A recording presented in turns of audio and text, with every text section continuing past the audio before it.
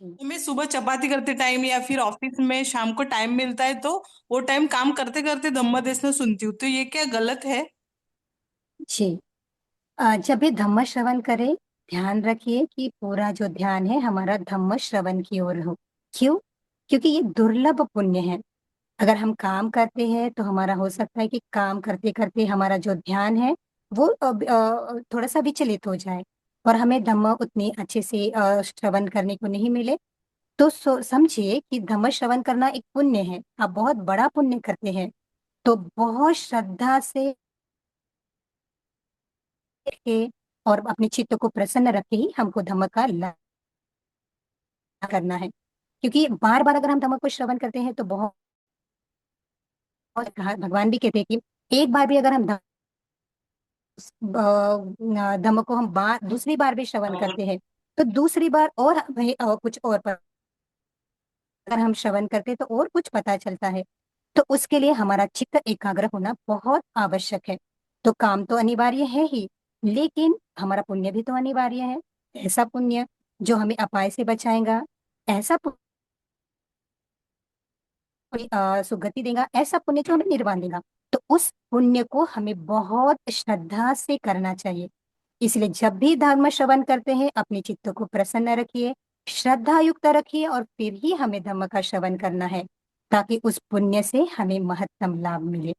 तो आशा करती हूँ अभी आप जब भी धम्म श्रवण करेंगे, बहुत श्रद्धा से, प्रसन्न चित्त से धम्म श्रवण करें और पूरा एकाग्र होकर श्रवण करें, ताकि ये जो पुण्य है इतना आगे बढ़े कि हो सकता है कभी कभी सम्यक संबुद्ध के काल में हम जन्म ले और एक ही बार धम्म को श्रवण करके धम्म का लाभ प्राप्त करें।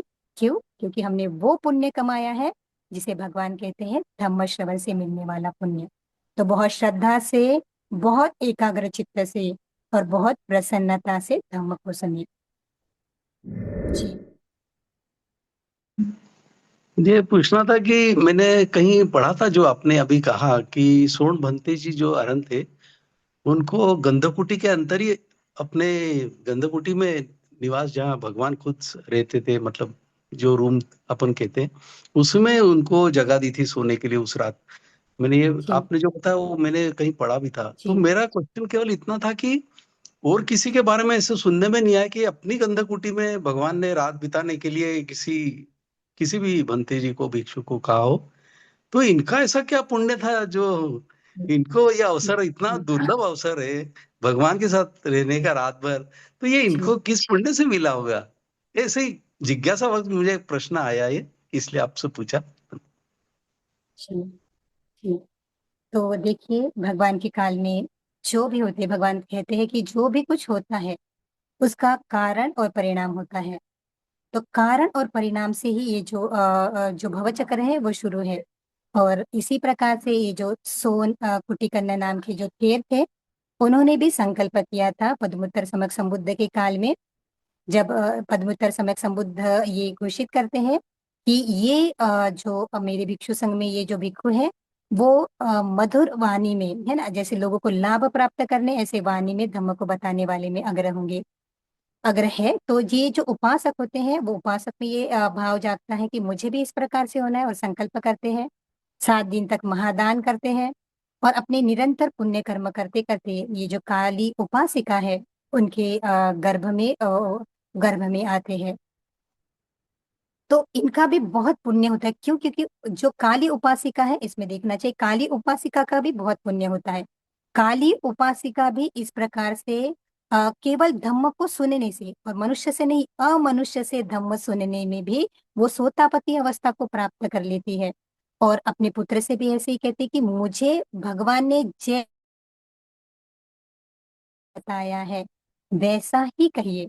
और इसीलिए जो भगवान है इन्हीं के पुण्य के आधार पर जो गंधकुटी है वहाँ पे उन्हें ये करने देते हैं, रहने देते हैं और उस प्रकार से पूछते हैं, है ना? क्योंकि माता का भी ये है कि मुझे जैसा है भगवान ने कहा है वैसा ही धम्म बताइए। और उपासक जो सोन भिक्षु है उनका भी संकल्प है कि मैं भी इस प्रकार से पुण्य अर्जित करूँ। तो इम्पोर्टेंट यहाँ पे कि मनोकामना, संकल्प। तो आपका संकल्प कैसे है? उसी के आधार पर हमें ये जब सब कुछ है वो प्राप्त होता है। तो जो कोई व्यक्ति, इसलिए तो धर्म कामना बहुत इंपॉर्टेंट है। तो हमने अभी तक जितने भी थेरियों के बारे में धम्म की अध्ययन किया है, हमने जितने भी अध्ययन किया है, तो एक ही बात हमें प्रखरता से समझती है कि सब लोगों ने धम्म की कामनाएं की कि मुझे इसमें अग्रह होना है, मुझे ये लाभ प्राप्त करना है।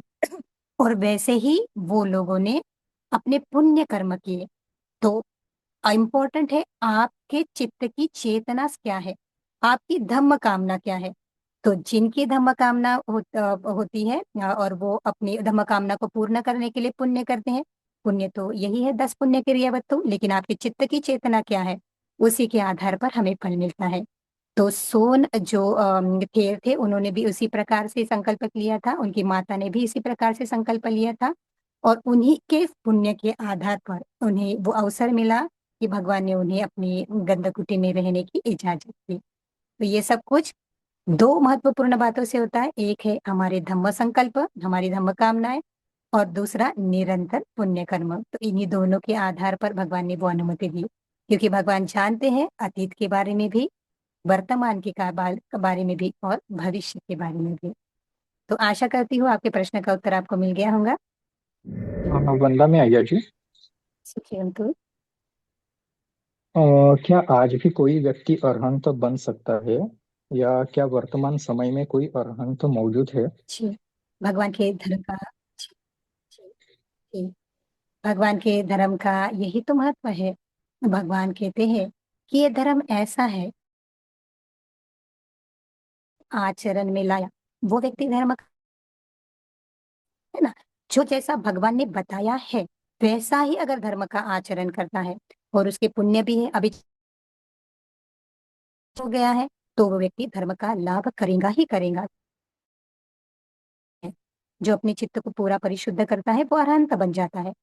तो सभी तो धर्म, क्योंकि भगवान बुद्ध जब नहीं रहते हैं, भगवान बुद्ध का धर्म नहीं रहता है, तभी भी तो पच्चीस बुद्ध रहते हैं। तो समझिए, अगर चलता है वो तो अगर उसका चित्त परिशुद्ध होता है वो अरहंत बनेगा ही बनेगा, कोई उसे रोक नहीं सकता। जहां तक ये बात है कि अभी इस संसार में अरहंत है या नहीं है, तो हम नहीं जानते कि क्योंकि जो अरहंत होते हैं, बहुत सारे जो भिक्षु होते हैं, वेनरेबल भिक्षु संघ, बहुत सारे भिक्षु जंगल में रहते हैं, वो बाहर आते भी नहीं, जिनको धर्म का लाभ प्राप्त करना है और जिनके बहुत पुण्य है, वो चाहते कि बस मुझे निर्वाण मिल जाए। भिक्षु होते हैं जो जंगल में ही रहते हैं, वो बाहर लोगों की ज्यादा संपर्क में नहीं रहते और अपने चित्त को परिशुद्ध करते रहते हैं। तो हम लोग पृथक है, हम नहीं जान सकते कि क्या सचमुच कोई है या नहीं है। लेकिन हाँ, धर्म पर विश्वास अगर हमारा है, तो ऐसे भी लोग अभी भी इस संसार में है। तो कि जो लोग धम्म का लाभ प्राप्त किए हुए हैं, तो हमें धम्म पे विश्वास रखना चाहिए और प्रयास रखना चाहिए कि इस धम्म के मार्ग पर निरंतर चलते हुए हम भी अपने सभी दुख की, पता नहीं कितने भव तक हम अभी तक भटके ही रहे हैं, अभी तक हमने अपाय भी बंद नहीं किया है, हमारा अपाय भी हमारे साथ में ही है। तो प्रयास करना चाहिए कि हमारा अपाय नष्ट हो। तो एक बार हमारा अपाय नष्ट हो गया, इसका मतलब हम सोतापति अवस्था को प्राप्त हो गए, तो सही अर्थ में हम आगे बढ़ने वाले हैं। नहीं तो बहुत मुश्किल है ना। अगर फिर से अपाय में जाएंगे तो इतना पुण्य कर्म करने के बाद में अगर अपाय में जाते तो हानि ही होती है ना। तो प्रयास कीजिए कि ये धम्म जो भगवान ने दिया है, हमें मिल रहा है, उस धम्म का महत्तम फल हमें प्राप्त कीजिए। इसलिए बहुत श्रद्धा युक्त चित्त से, प्रसन्न युक्त चित्त से धम्म को श्रवण कीजिए, धम्म का आचरण कीजिए और सही अर्थ में इस धम्म के लाभ को प्राप्त कीजिए। तो आशा करती हूँ आपके प्रश्न का उत्तर मिला, और सभी से यही मंगल कामना करती हूँ कि धम्म को ऐसे ही श्रवण करते रहिए और ऐसे ही धम्म मार्ग पर चलते हुए खुद पर पहले अनुकंपा कीजिए, बहुत जरूरी है। अगर हम लोग खुद पे ही अनुकंपा नहीं करते हैं तो हम दूसरों पे अनुकंपा कैसे करेंगे। इसीलिए खुद पे अनुकंपा कीजिए और इस धम्म के मार्ग पर चलते हुए धर्म के सुख को प्राप्त करने का प्रयास कीजिए।